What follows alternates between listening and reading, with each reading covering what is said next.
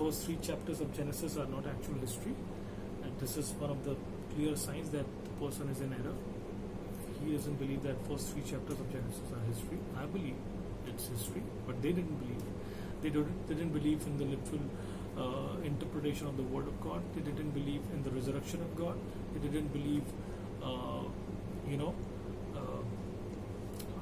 in the second coming of Jesus Christ. And more than that, you might have heard about, and a lot of time from me, about Mark chapter 16, verses 9 to 20. Now, who gave this first? These are the Westcott and Hort editions, who were the one who were trying to use Sinaiticus and Vaticanus and were trying to prove that Mark 16 should not have verses from 9 to 20. But today, thank God that we have got Textus Receptus, and even when it comes to Mark chapter 16 verse 9 to 20, we have got quotations from 1st century and 2nd century which talks about the longer ending of Mark. So if it has been added in the Textus Receptus by some scribe, or let's say what they say that came in the medieval ages, so then how or why it has been quoted in the 1st and 2nd century? Church fathers were aware of it. People have quoted from Mark 16 verses 19 and 20 and 15 so on.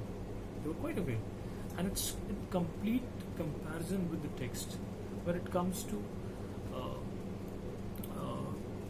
the structure of it. Yes, it's unique, but just read the works of Dr. Ivan Panin, the mathematician, a Russian mathematician. He just analyzed and read the patterns, mathematical patterns in the original Greek, and he believed that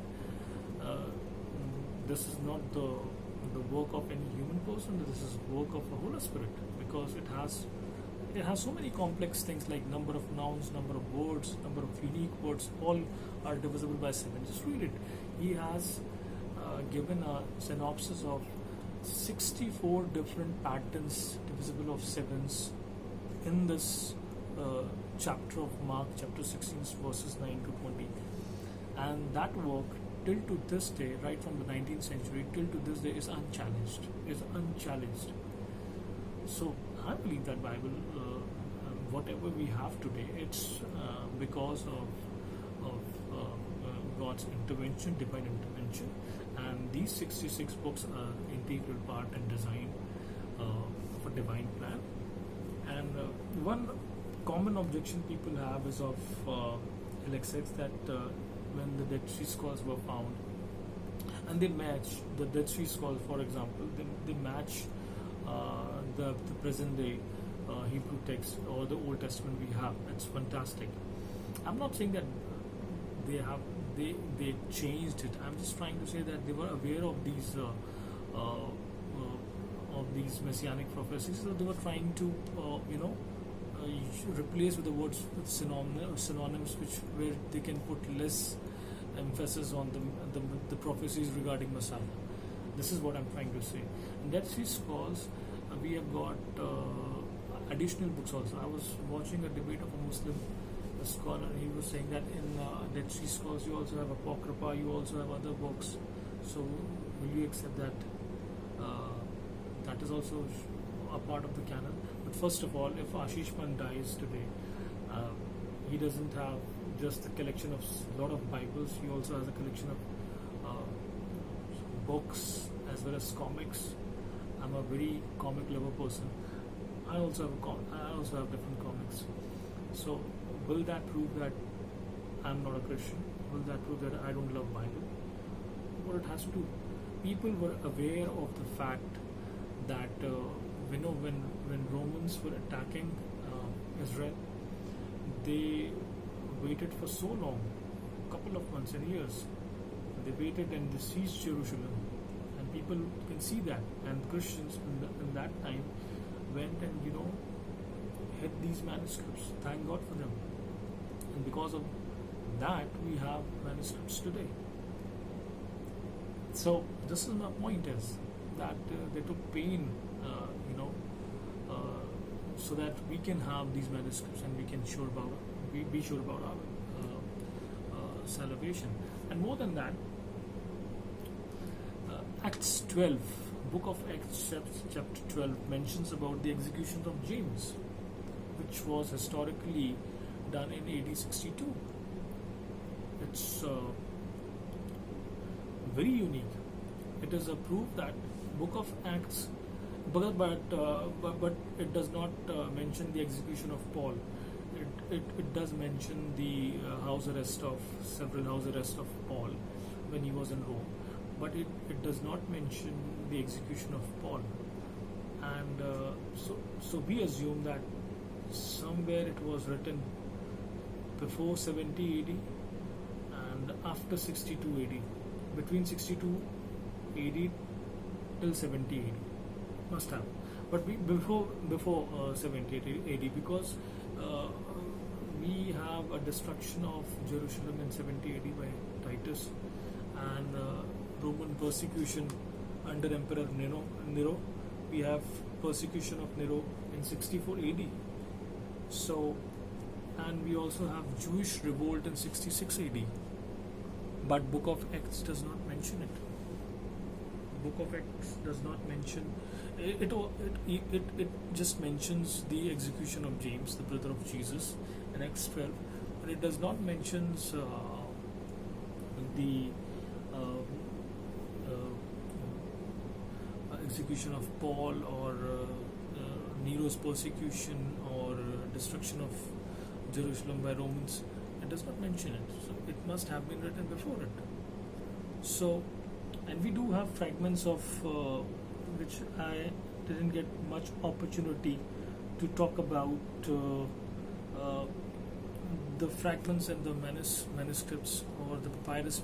Papyrus means leaves together, jointed, and on the smoother part they used to write it, because Christians, do not forget, for the first 2 centuries they were very poor. They were trying to survive. We do have parchments in the 1st century, but Christians were not very rich in those times, and that is why they couldn't afford parchments to write. Paul writes about it, about parchments and books, codices. So maybe he was having, at that time, but Christians were scattered after the destruction of Jerusalem, and they were trying to live for their survival. They were not having enough money to use vellums or parchments. So we do have, let's say, just wait, let me check the content, I forget sometimes.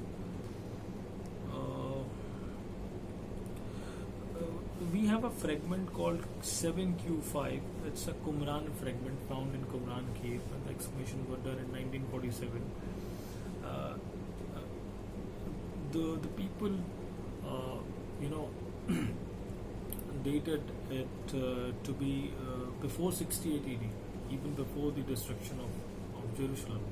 And we've got fragment of P65. There are several fragments and papyruses and fragments of it, which describes that New Testament is quite old enough. So P64 has the verses from Matthew 26 and verses 23 and 31. It has, and it relates completely to the Textus Receptus, not the Westcott and Hort, based on the Alexandrian manuscripts or Vaticanus and Sinaiticus. Matches it up. So, and if you have a problem with Textus Receptus or the Byzantine manuscripts of the Greek New Testament, when Erasmus was using Byzantine manuscripts for his Greek New Testament, he was aware of it. He was aware what he was trying to do, because these were the scholars who were well versed in the Old Testaments as well as in the New Testament. So they were aware of it. So apart from that, fragments, we have got Chester Beatty Papyrus, we have got P45, which dates back from 2nd century. It has the portions from all 4 Gospels and Book of Acts. We have got P46, which have all Paul's epistles, and all date back to the 1st century. And We have got P47, which dates back to 3rd century, which has Revelation 9:17. So, and then we have got Bodmer Papyri, which has different manuscripts of P66, which has John, Book of John, which dates back to 175. I'm talking about the dating of the manuscript, carbon dating of it. And we have got P72, which has 1st and 2nd Peter and Jude, and the date of the manuscript is from 3rd century.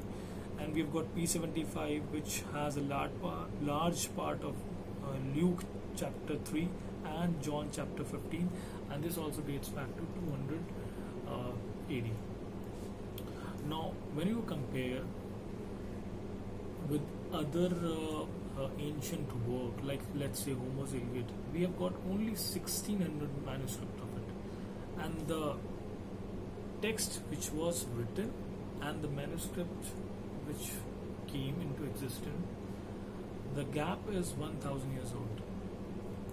But the entire New Testament was written after Jesus ascended to heaven. It was written within a lifetime of eyewitnesses, and it was completed in 60 years. The book of Revelation from the beloved disciple of Jesus, John, it was the only book which was written after 90 AD by John when he was exiled on the island of Patmos. This is the only book which is late. Otherwise, every book from the New Testament, goes before 70 AD. I think so. I was listening to R.C. Sproul the other day, and he was saying that even the book of John is dating back to 70 AD, and he might be quoting about destruction of Jerusalem when he was writing about book of Revelation. No, I don't agree with R.C. Sproul on this particular issue, because he was writing when he was in Patmos, and history tells us that what is the dating of it when he was exiled. So it is not that, and John does in his prologue, he does tells us from where he's writing. So nothing to be very skeptical about. So about 1st Peter and 2nd Peter, we do have in 1st Peter 3, we do have reference that who was writing for Peter. I already just go back to the video and just see that I described briefly about the role of amanuenses. Amanuenses were the professional scribes who were kind of a stenographer who used to record what the person is speaking. So 1st Peter 3 mentions about Silvanus, also known as Silas. He was a professional stenographer who was trying to write what Peter is saying. So skeptics often say that because 1st Peter is highly written from the perspective of professional person who knows, who's quite well versed in literary devices, but when you compare it to 2nd Peter, it is quite dashed up and quite tossed up kind of a Greek when it compares to 1st Peter. So once again, it is not thing to doubt about it, because we know that there was a concept of amanuenses in those days, where Silvanus was the one who was writing it for Peter, while Peter was just trying to say something and he was writing it down, where 2nd Peter was originally written by Peter, and he might not be very good in his writing skills. It's fine, completely fine. So this is not a way to discard something on basis of writing styles. We know that Jeremiah had Baruch, and for Moses it would have been Joshua. Who knows? So we are quite aware of it. Another reason why I believe that, so this was just brief textual criticism. I've skipped a lot of portion because I wanted to just limit this video for just one part. I don't want to make it second part of it. Just want to finish it over here. another criticism of the Bible is that writing was not there before in the times of Moses. So whatever is there, whatever Bible is telling, it comes very late. It's not true. We in the 20th century we have got the discovery of Ebla and Mari tablets, cuneiform tablets. And cuneiform writing means writing on clay tablets. So we have excavated, and we have similar names like Nahor, Laban, even though we don't have a name of Abraham directly or Moses, but we are quite aware that these kind of names were there in the ancient civilization, especially relating to the area of Uz or Mesopotamia. So it is there. And then you have writing, and the best part is that it gives a very good idea that we can be assured that writing was even before the time of Moses. Let's say 2200 BC or 2500 BC, it was there. And I suspect that whatever you read, like this is the book of generations for saved, when you read these generational or genealogies and Genesis, actually these are the eyewitnesses' account which they gave it to their generations, and finally it came to Moses, and then he wrote it down at Mount Sinai. So it's there. It's quite possible. Writing was there. So I believe that Bible is the literal word of God, and whatever we have in our possession is exactly the same God intended to be. Yeah, there are a lot of books which Bible talks about lost, but we can be sure that whatever God wanted, we have it. We have it. So there is no point of doubting or let's say overthinking about it. And by the way, I'm quite astonished to read Book of Daniel chapter 12. It's one of my favorite books. It talks about that in the end days knowledge will be increased. People also say that this talks about the technology or the advancement in the field of science or innovation or technology. Not necessarily just limit to this particular thing. It may also mean that Daniel is talking about the knowledge of God, the knowledge of end time prophecy, that it is going to increase. So, as the book of Revelation ends as a sealed up for these prophecies to be revealed at that time, Daniel prophesied earlier that it might be, or it will be definitely, that knowledge will be increased, the knowledge of God will be increased, as Jeremiah talks about in chapter 31, that God is going to write it in our hearts. It's a new covenant, and He will teach us. And the Gospel of John, chapter 14 onwards, describes that when the Comforter will come, He will explain, He will reveal things to us. So I think today we can be 100% sure that knowledge is increasing, not just of technology, but also of the biblical text from the Word of God. We are getting aware about it. Nobody can fool us. Nobody can trick us. And of the prophecy, every serious student of the prophecy is quite aware of the things that are going to happen in the recent days.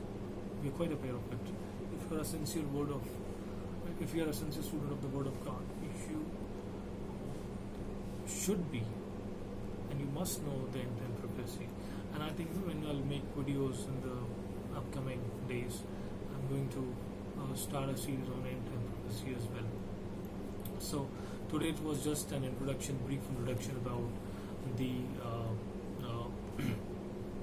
the Bible, that just to know your Bible, just know the textual history of your Bible, about the manuscripts, about the criticism, and so on, the arguments, age-long arguments which liberal scholars, or let's say the critical scholars, have posted. So we must be aware of it, and we should be able to answer it as a keen and studious student of the Word of God. So with this I would close, and my prayer, and I hope that this video has given you some depth of information which can be helpful for you. And soon I'll try to upload some more videos on different topics, and if you have some suggestions for me, definitely I'm going to use it for my upcoming videos. Thank you.